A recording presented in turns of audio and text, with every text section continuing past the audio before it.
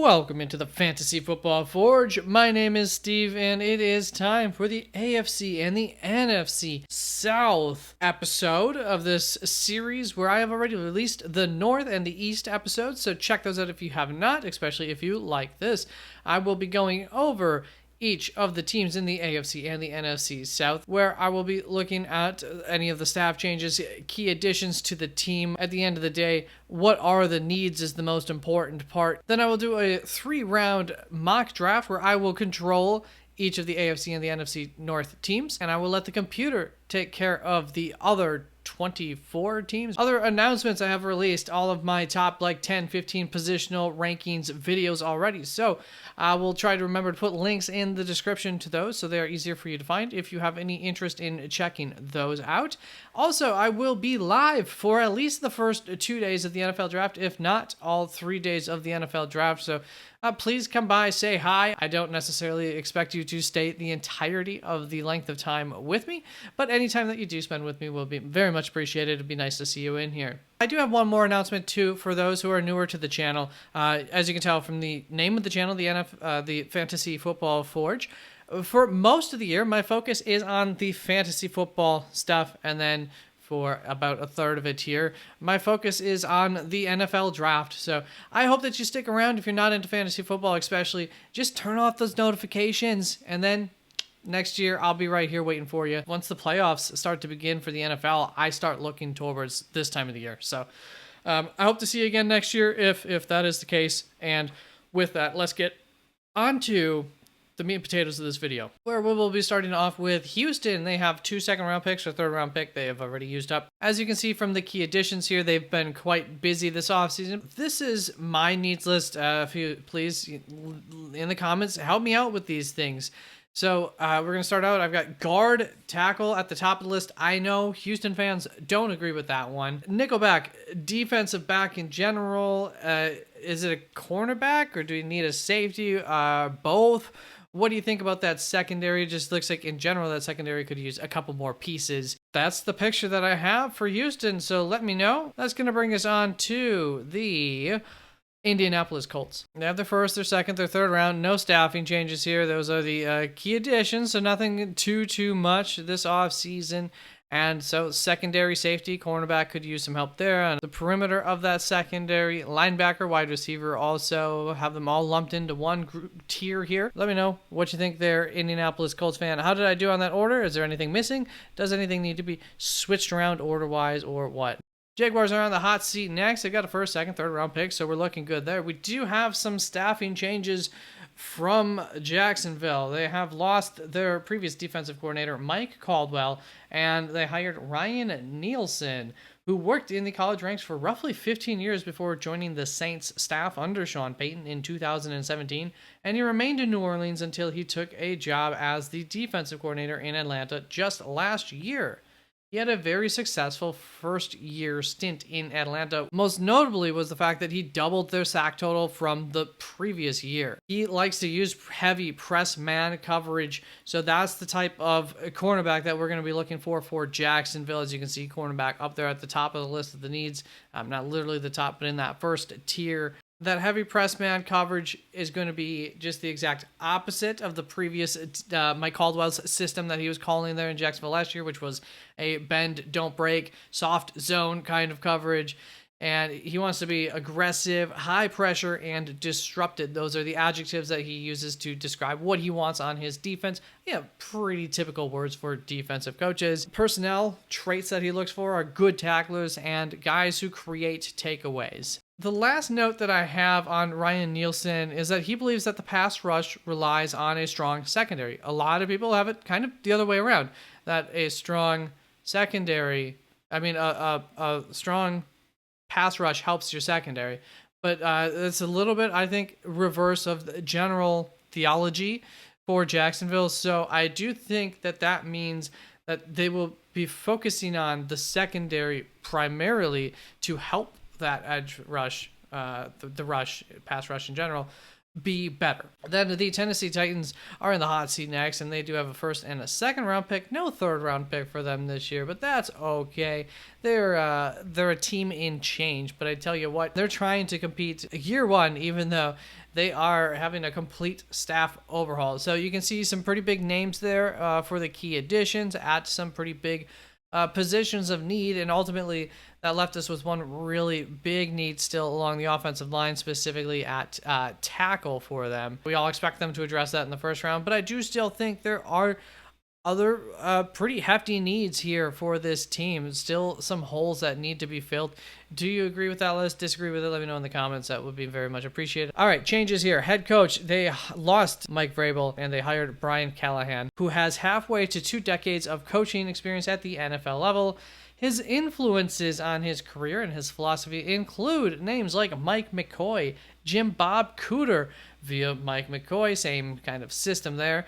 Gary Kubiak. I will be talking more about Gary Kubiak because Gary's son is also going to be in this video. So there will be more on that, but just think of the modern NFL. Gary Kubiak was a big part of that.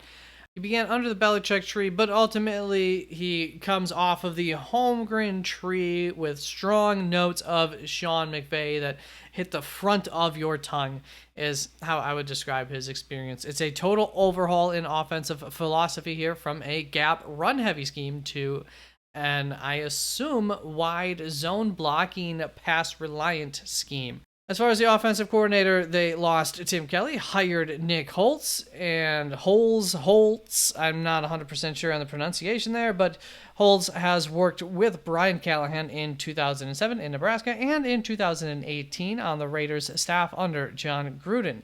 I think that this will be Nick Holtz's adoption into the McVay branch tree here, with Brian Callahan ultimately running the offense. As far as the defensive side of the ball, we also have a coaching change. They lost defensive coordinator Shane Bowen and hired Denard Wilson. Denard has been coaching for over 2 decades, and specifically in the NFL for over a decade. His OG influence being the wonderful defensive coordinator Jeff Fisher, and I really don't mean any sarcasm by that. As far as a defensive scheme, speaking about Denard Wilson, he has been an integral part of a few great defenses between his time in Philadelphia in 2021 and 2022 and Baltimore in 2023.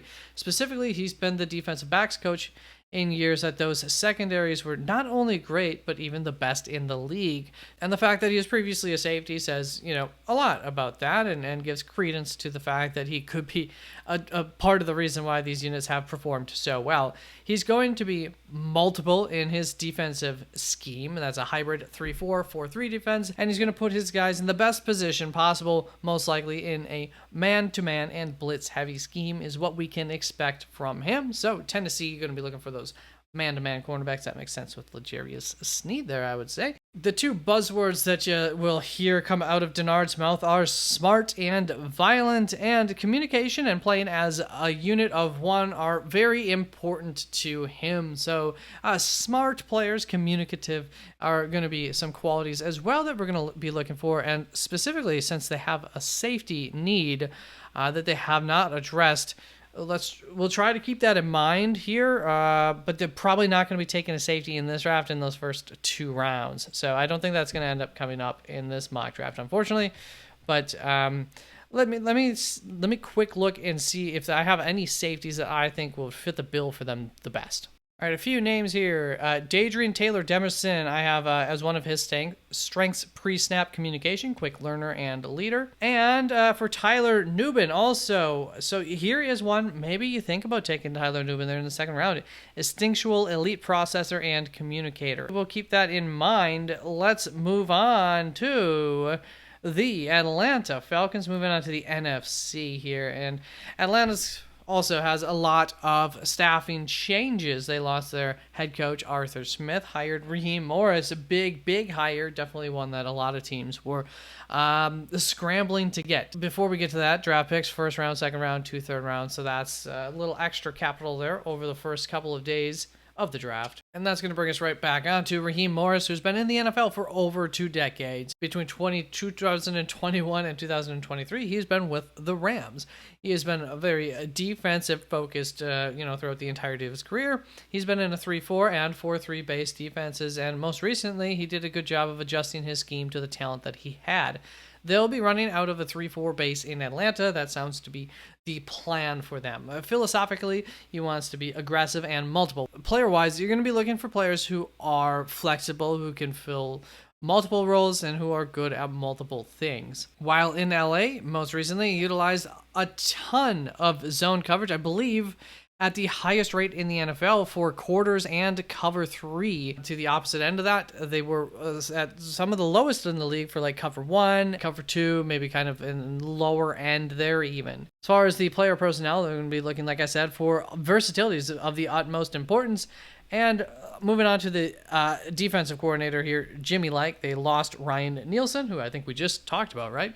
But with the addition of Jimmy Lake, he has coached more in the college ranks, but he came back up in the NFL for his second stint in 2023, just last year with the Rams, on offense for the first time ever. He clearly didn't enjoy his time. No, it's always good to get a little bit of cross knowledge. It can help you to look at things from a different perspective going forward. So I think he'll be happy to get back to his base of getting to the defensive side of the ball again under Raheem Morris as the head coach. Once again, also somebody who he's familiar with because he has worked with Raheem Morris in Tampa Bay in 2007, 2010, and 2011. And then, of course, last year in 2023 with the Rams as well, although they weren't on the same side of the ball there. But obviously, they've developed a relationship in their time together and kept in communication. Jimmy Lake wants to build a fast, free, and physical defense. Now, when we talk about Jimmy Lake, we're going to see a little bit of difference here. And the last time that he ran a defense, he ran a lot of cover 1 and a lot of man coverage. That was in college. He's going to be under Raheem Morris. And there's one thing that we know about the modern NFL is that it's all about adapting, and the best coaches do adapt, and Raheem Morris has been very good at adapting, as he's proven throughout his career. And I think that they're once again going to do the best with what they have, and in terms of how much zone or man coverage that they're going to be playing. So I don't know that that's totally determined, but I would think that it looks like they're going to be playing a little bit more zone is what I would lean into. Then we look at the offensive side of the ball, and new coach there. They lost offensive coordinator Dave Ragone, and they hired Zach Robinson. Zach Robinson is also coming from an area of familiarity with Raheem Morris. He's coming to him from the Rams as well, where he has been a quarterbacks coach and a wide receivers coach in recent years. His entire career, in fact, as a coach, has been under Sean McVay. Innovation is key in the Sean McVay's mind as offense, and obviously everybody can't do it up to the level that Sean McVay has done it, but that's the only influence on Zach Robinson, so I do expect him to take that knowledge that he's learned under Sean McVay that has changed year in and year out and adapt himself with this offense, and he's coming into an arsenal that he has to work with. I'm interested to see what they end up doing. What I will say here with these key additions is that you will see in the needs list, I still have wide receiver as the second highest need. Darnell Mooney, Rondale Moore, great wide receiver 3s. I still don't feel like we got a wide receiver 2 on this team. They could get away with Kyle Pitts kind of being your receiver 2, I guess, but I would still like to see, especially if somebody like Rome Odunze is there. I mean, I'm tempted to take that, to just fill out this offense and really have one studly offense. It's not necessary, but let me know in terms of the needs there. Do I have it right? Do I have it wrong? Let's move on to the Carolina Panthers, where we've got a couple of coaching changes, and you can see they've been very busy this offseason, and I don't really have any tiers of needs for them. I just have one big fat tier. They're still a team that's rebuilding here. They do not have a first-round pick, but they do have the first pick in the second round, and then another pick very early on in the second round, so they have pretty decent capital at the end of the day here. Now, they've got rid of lost head coach Frank Reich and hired Dave Canales. Dave Canales, of course, well, not of course, but he is an offensive-focused head coach, so that makes sense with where this team needs to be, have their focus right now. Pete Carroll is essentially the only influence on his coaching philosophy and scheme, which is another coach who has adapted his scheme over time. There is no simple answer to what the Pete Carroll's scheme is. I would say there's an element of old school to it. Last year, for the first time, we saw him out on his own without Pete Carroll being in the building as the offensive coordinator in Tampa Bay. And I think that we saw him do a good job there, and that is, I'm sure, part of the reason why he ended up getting hired for this job. Ultimately, what Dave Canales wants is well-rounded players. We do have 1 year of offense where we got to see that he utilized a wide zone scheme in Tampa Bay. So that is what we will expect him to bring here to Carolina as well. And that's just going to be your Shanahan offense once again, in some shape or form. As far as the offensive coordinator goes, we got rid of Thomas Brown and hired Brad Idzik. Brad was with Dave in Seattle, and he moved with Dave to Tampa Bay last season, moving once again with Dave to Carolina this year. So as you can see, Brad is Dave's right-hand man. Both Dave and Brad are at the heights of their coaching careers in jobs that they've never had before. So this is their true test with a young quarterback and a core that they're trying to create and develop. So I assume that they're going to have the freedom to kind of focus a little bit more on the offensive side of the ball if that is what they so wish to do. That's going to bring us on to New Orleans, who have a first, second round pick, no third round pick, so a little bit of limited capital. And we are going to see that they have a bit of a change up here with the offensive coordinator. They're going to lose, I believe, longtime New Orleans coach in Pete Carmichael. I think he's part of the old system there, the old regime. Most of the old regime is still there, but they are bringing in Clint Kubiak. I told you we would get to Kubiak, right? As far as needs go, let me know, New Orleans fan, what do I got right? What do I got wrong there? So going back to Clint Kubiak here, he's been in the NFL for a decade.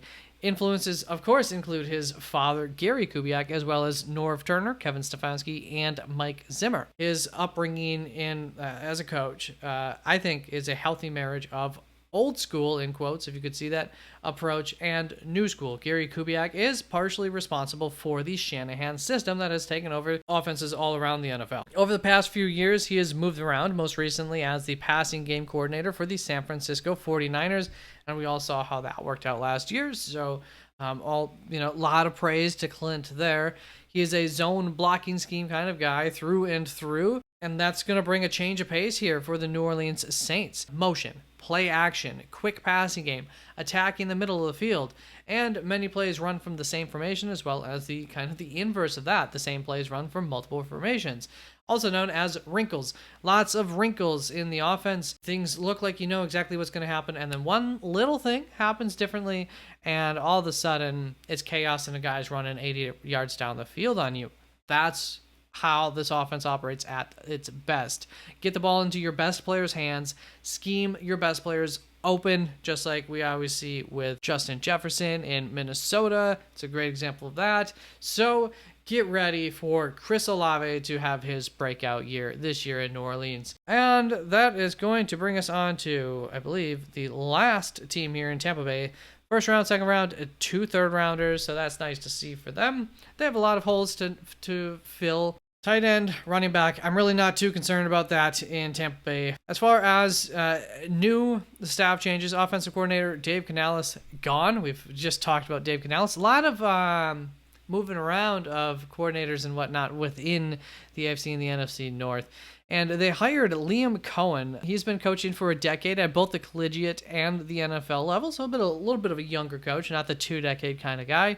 He comes off of the Sean McVay tree, which is a branch off of the Shanahan system that I just described. This will be a change of pace for this offense and Baker Mayfield yet again, unfortunately. So how will Baker adapt with this? We shall see. Very interested to see how that goes. With all that out of the way, let's get on to the fun part. The mock draft. All right, we're here live at the draft where, as you can see, I have the 8 teams selected. Now, what I can say here is, first of all, I'm a little aloof. I hope I'm not thinking of any kind of game plan here for these teams. But I will say I have a plan for the Jaguars to what I would be thinking if I was the Jaguars in order to prevent Indianapolis from getting somebody that I don't want them to have, because I really think that they're a good player. And I have a need of that player anyways on my team. So I I have this set to slow so I can pause it from time to time. For the most part, trading up is less likely than trading down, just because I'm not going to continuously pause and think about the trade up. But like I said, I have that plan for Jacksonville. Houston, I'll try to remember to pause it towards the end of the first round to see if there's anybody, or early second round, that I want to jump up for that happened to fall. And also, we are going to set this randomness up a little ways. Well, I know I'm not looking to trade up with Tennessee or Atlanta. In fact, with Tennessee, I'm listening to trading back here. What sucks also with trading forward is you really have to know your target on the board, because you don't get to see the board. Wow, Dallas Turner going quickly here. Also for trades, I really focus on trades come in here. It's for the most part the only way that I will do a trade. And I am going to take this to highlight that this is a perfect kind of trading situation for Tennessee if they wish to get into this in terms of value here. Moving back from 7 to 11 and then moving 38 up to 23. So let's just go ahead and do that. I'm going to improve my capital. Assume they wanted a quarterback. Yeah, JJ and Atlanta. I mean, we're open. What does the New York Jets want? They want like Roma Dunze. You know, here's a case where I'm going to do what I would do. I'm Atlanta. I'm pretty sure I'm taking Rome. As I talked about, totally different offense coming into Tennessee. I think Troy Fautanu is going to be like the golden child of what the modern offensive line, what they're looking for, mobile guys. So we're going to go Troy Fautanu here for Tennessee. I think he makes a lot of sense for a position of need. We're not going to mess around with moving back anymore. Let me pause. Gosh, they don't let me pause on the first one. That stinks. So, Las Vegas, are you willing to move back here? You don't really have to be, if you want a quarterback, you don't have to be afraid of him getting taken yet. Anyways, that makes a lot of sense. We might be, however, I really wanted to trade with Denver. It would not let me pause. So, let's say Denver didn't want to trade with us. Jacksonville. Does Las Vegas want? They probably do. Quinyon Mitchell. They're actually a pretty darn good trading partner. If they're willing to trade, is what I struggle with is Las Vegas willing to give up this spot? And they might be. They still have enough needs. No, we're gonna do it because it's gonna allow us to do it. And we're gonna come up here and we're gonna take Quinyon Mitchell.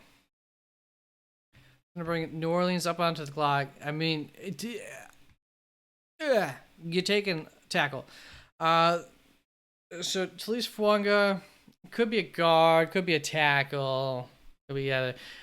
Personally, I would take Amiris Mims. So that's what I'm going to do. I'm going to take Amiris Mims. The upside is absolutely fantastic. Huge guy. May not be the best fit, but he's pretty mobile for how big he is. So, you know, sometimes you just got to take the excellence. That's to bring Indianapolis onto the clock.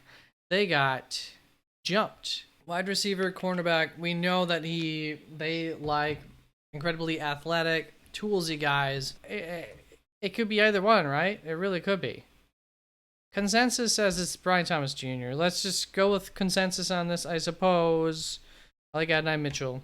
So there we go. Graham Barton, Byron Murphy II, Terrion Arnold, Fashanu, Jared Verse, Talius Afuanga, and Laiatu Latu gone. Tennessee on the clock. Interior defensive line is on the list of needs. It's not incredibly high, but it is in my first tier, so that is something I could do. Edge rusher also high up on the board here, but it looks like it's going to be Chop Robinson next. I'd rather Jerzon Newton than Chop Rob. Safety, edge, interior, linebacker, and then cornerback and wide receiver are in the next tier after this. So I think we know we can get some wide receiver talent. We've already put a little bit of effort into that. And same with the cornerback position. Johnny Newton's still here. I think that's the route we're going to want to go. Let's do it. Not going to put too much thought into that one. Dallas, Green Bay, and then the Buccaneers. Dallas goes Peyton Wilson. The Packers go Tyler Guyton. Really, I think Graham Barton's an excellent match here for Tampa Bay as they're in flux with creating that offensive line for the future. But not to be a cornerback, definitely on the list of needs. Not my top tier. Center, Jax Bowers-Johnson's available. I think we go Jax Bowers-Johnson here. My biggest need for him, he should be a stud. We will just go with JPJ. And Panthers are coming up. I saw Adonai Mitchell still available. Oh, we would have needed... We're going to have to wait at least this one pick. We'll see if we can't trade up with the Lions. If A.D. Mitchell... Wow. So Cooper DeJean going to Buffalo. So Ladd McConkey and A.D. Mitchell are still available. Do we continue to risk it here? Or are they a good trade partner? Let's see if they're just a good trade partner. Detroit very well may be open to this. A future third, fourth round swap for this 33 to 29. It's not much. We could just give them a straight up fourth for it. But I think it's a little bit more enticing to get that fourth round pick moved up. It's with Carolina, so it still has a pretty decent shot of being a fairly high pick. And with that, we're going to go ahead and take Adonai Mitchell. Now, what I'm wondering here. I'm just going to do it right here at pick 30. Maybe we could convince one of these other teams to move here as well. I know Baltimore's always open to moving back, right? So, watch this. You already know what I'm going to do. You know it. This is roughly enough. Maybe we could work out a slightly different deal as well. Obviously, we have the ability to, but let's just do this. We're gonna go all in on this offense, right? Don't pause. Don't you dare.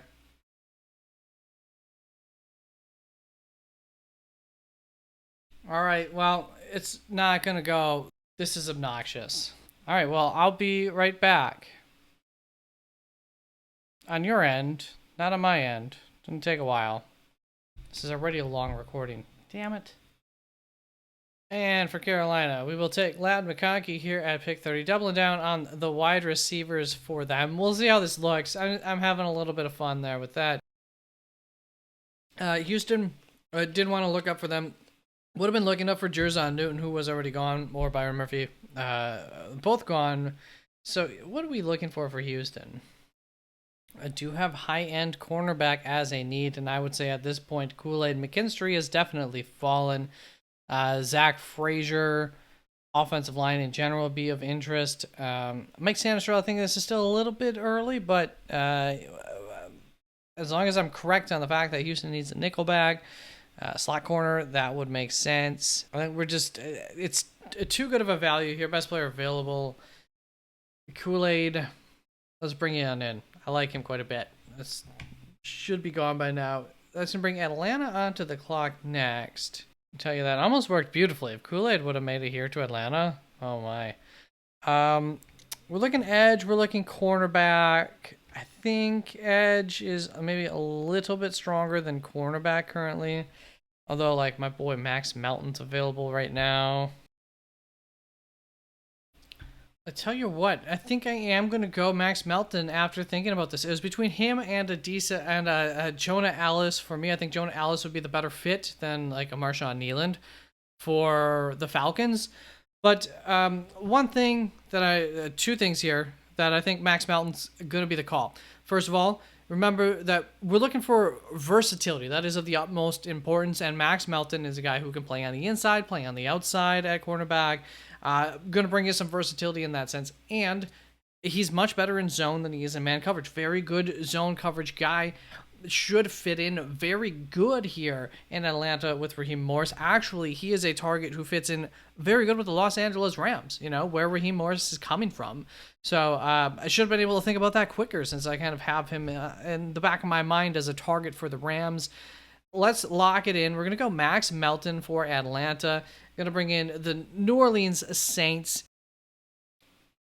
Yeah, that's what I'm going to go. It was between Braden Fisk, Mike Sanistrell, and Xavier Legette probably for me here. I'm going to go with Braden Fisk on this one. And that's to bring Indianapolis Colts up on the clock. Probably going to go Tyler Nubin without thinking about this too much. But let's just see here. It's pretty darn close for me here. Very close. Phillips being a my guy. But I'll tend to lean into consensus on this one, and we'll go for the safety and Tyler Nubin. That brings Tampa Bay up. Tampa, I know you don't like it when I go to offensive linemen. You could probably use 2 offensive linemen, though, so don't be surprised if I end up going that route. But let's see what else we could use. Edge, linebacker, cornerback sitting there. Edge, probably what's going to fall the best here. Linebacker might... Edgerrin Cooper's still available. That's not too shabby there. Yeah, I think that's... I don't think you're finding that every day. So let's go Edgerrin Cooper here for Tampa Bay. Green Bay goes. They love putting wide receivers to Green Bay on this when I go random. Now, Patrick Paul is from Houston. He's up next for my tackles. I think Christian Haynes is such a good fit for the system. This is part of why he might be going pretty high in the draft. He's a very, very good fit for the wide zone type schemes, which of course we know are very popular around the NFL. I'm going to do this. Houston, you can yell at me later. Mikey Sanistro was another option here for Houston if we didn't go offensive line that I thought was very enticing. Of course, edge rusher, center I think was gone. Interior defensive lineman, we're at a point where a lot of those were gone, kind of a dead point. So, well, look, you have a lot of dudes there. You can get by for a year if you don't improve. And you might improve. I think you spent some capital on defensive line there in Houston, didn't you? Didn't you go Autry? Is that it? You brought somebody else in. Atlanta on the clock. We're already in the 3rd round already. The more I think Tennessee, I should have traded back from that 23rd spot. I should have at least looked. I got excited. And there's nothing wrong with what they got in the 1st round, but I think it would have liked traded back there. Got picked up, a 3rd round pick or something would have been wise. I really don't think that Braylon Trice is like the guy that we want specifically for Atlanta. 3-4. There's not a whole lot of like the 4-3 guys in this draft. The big one that I would have thought about is Austin Booker, who's gone already. And then Gabriel Murphy is definitely an option. We could probably get him pick 79. We could probably trade back, get him. Might be able to get him in the 4th round. All right, Atlanta. I think I've fallen on Michael Hall Jr. here for you. I think this would be a pretty nice fit. He can get you some good pressure on the inside, good pass rush win grade, elite pass rush win rate, good pass rush grade.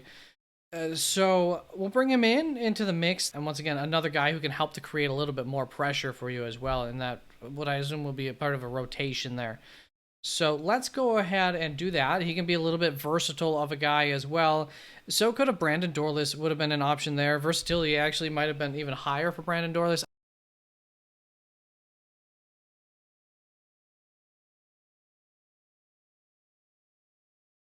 Let's bring the Jaguars onto the clock next. And what are we going to do, Jacksonville?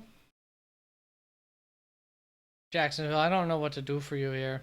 I want, Malik Washington's the best guy. Brendan Rice is right up there in my rankings. Johnny Wilson might be what you need in terms of wide receiver. Maybe we wait till pick 96 there. If so, I think here at pick 77, I'm just going to take the guy who's kind of best player on the board and still a need here in Braylon Trice. The Jaguars have met with Braylon Trice, so they've showed some interest in him among a couple of other edge rushers who are no longer available. So I think they're figuring if they want edge rusher, they probably want it to prefer it earlier on in the draft at least. And as Atlanta, I wish I had a trade offer coming in. I don't. So we'll work with it. I think what we were thinking of doing was probably Gabe Murphy. I think is going to be one of the better fits here for some time. Get to pick kind of early. There's still some other options at edge. At this point in the draft, I mean, if you didn't get an edge rusher, you're most likely not getting anybody that's helping you a whole lot in year one anyways. So I think we're kind of stuck. Whereas, I mean, a guy like Junior Colson could really come in and help on day one. I think probably a little bit more. Safety, pretty close on Colson and Bullock. All right, I see pre-draft visit for Galen Bullock to Atlanta, so we'll go that route then. Do have an offer coming in from Dallas, so I will keep that in mind here. I assume Dallas might be wanting to come up for like a running back or something. This does put us like right behind a division rival. Don't know how much we love that. But we'll keep that in mind. Linebacker, probably, yeah, Colson would have been nice here. Do we just want to probably end up taking Jeremiah Trotter? Are we okay with... Cleveland might be wanting Jeremiah Trotter. I think we might just pop on that. Yeah, I think that's what we will do. Linebacker Jeremiah Trotter, get the last of the big four there. That's going to work nicely for Indianapolis, actually getting one of the linebackers that might make a difference in the NFL in this draft. And you can always find cornerbacks at another time. Houston back on the clock. So this pick's going to go one way or the other here for Houston, but he is versatile. So we'll give him every chance to find a spot. We can maybe help him with the role in this defense, whatever the case. I do think that Houston is one of those franchises right now that, given the hands that they're under, they might be willing to take a guy on like that and figure things out with him. Tampa Bay, up on the clock. All right, there is evidence out there that Tampa Bay has had a formal interview with my boy, Andrew Phillips, and I have a plan for their next pick. So I'm going to give Tampa Bay my guy here, Andrew Phillips. I think he's enough of a fit for their system. I don't know if he's a perfect fit for their system. Might rather him in a little more zone heavy, but also... I trust him. I like him a lot, and I think he's going to be even better with better coaching at the next level. All right, real quick, I'm going to slip this in here. Aiming for Dadrian Taylor Demerson for the Tennessee Titans, hoping he'll still be around. This is going to be the best way of doing it a little bit ahead of time. He's still on the board as of now, so I'm hoping he'll make it here with Cincinnati. Just behind Jacksonville, I guess we couldn't quite get in front of them. No, the value of 106, 146 aligns perfectly with like 96, 97. So I think Cincinnati would possibly be opening to doing something like this in the draft. Maybe they wouldn't want to.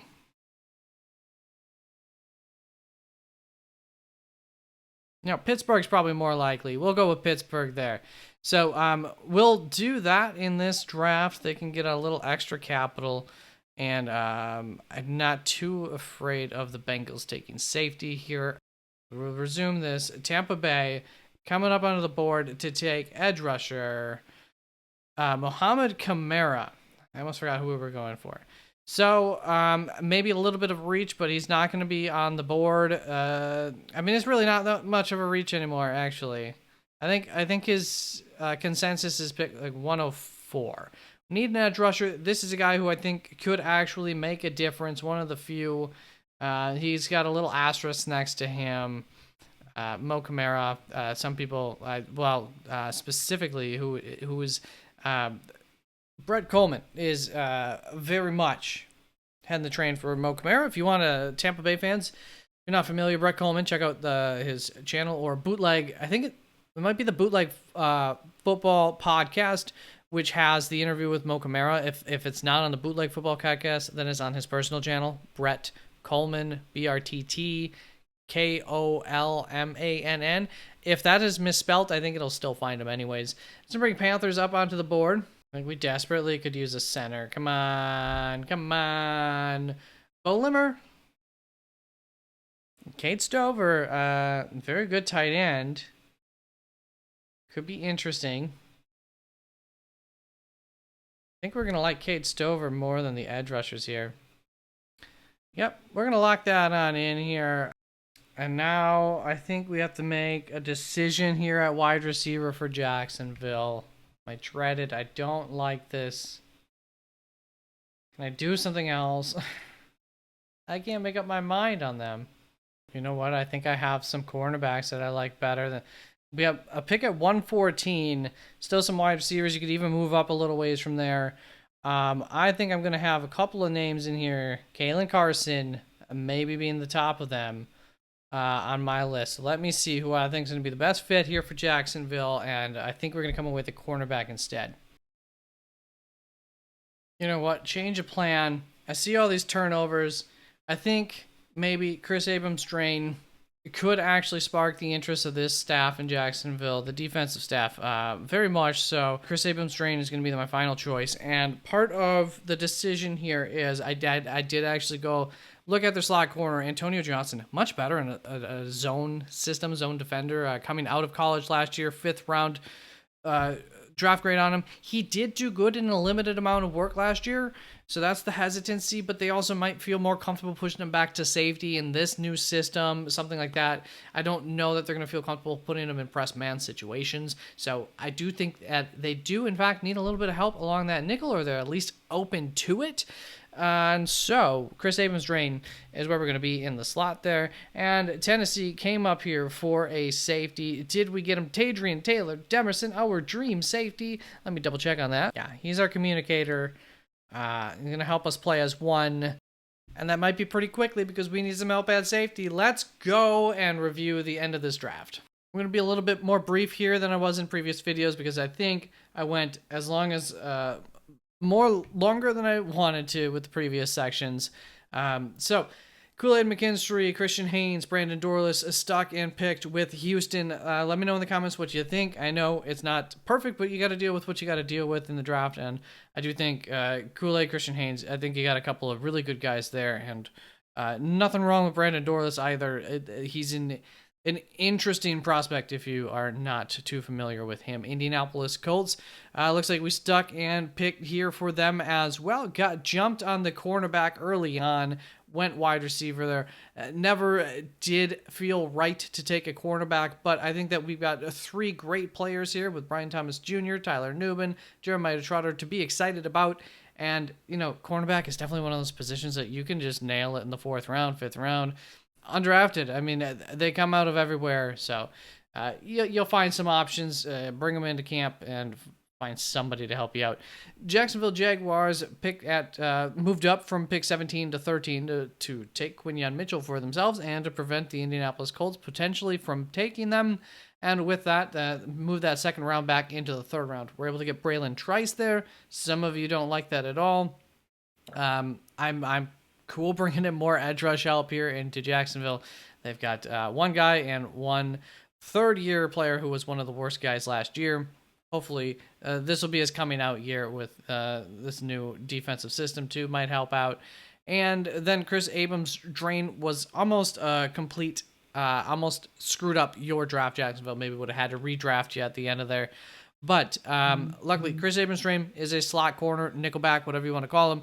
So totally different than Quinyon Mitchell, and I believe I added that onto my to the back end really of my needs list for you guys, the slot corner. So let me know if you don't think that's neat, but I know Antonio Johnson. I talked about it already, so that hopefully will make it into the cut. So Jacksonville, you know, let me know what you think here. Don't underrate Quinyon Mitchell, man. Shut down cornerback. You'll love him. Tennessee Titans onto the board. Moved back here, and then we're able to move up for that 2nd round. So we got 2 first-rounders, and then we moved up into the back end of the 3rd round. And Troy Fautanu here at pick 11. And, you know, in regards to the back end of that 3rd round move up, maybe you had to move up to get Taylor Demerson in part. We were only doing 3 rounds here. I just wanted to add that in there. And also, I do think that he might have been, given what you're looking for there in Tennessee, do you think that he might be something that would be worth giving up a little bit of capital? I don't think it costs that much, if I recall correctly, to get up and get, assuming that the staff and scouts there love him and think that he is the right guy. Then moving backwards here, pick 23, Jer'Zhan Newton, is something that you're definitely not going to get at pick 38 in this draft. So do you like that trade if it happens potentially? And yeah, I mean, I think I'll tell you this, Troy Fautanu probably is not higher, on their board than Joe Alt, but I bet you he's really, really high up in terms of the system that Tennessee's going to be running.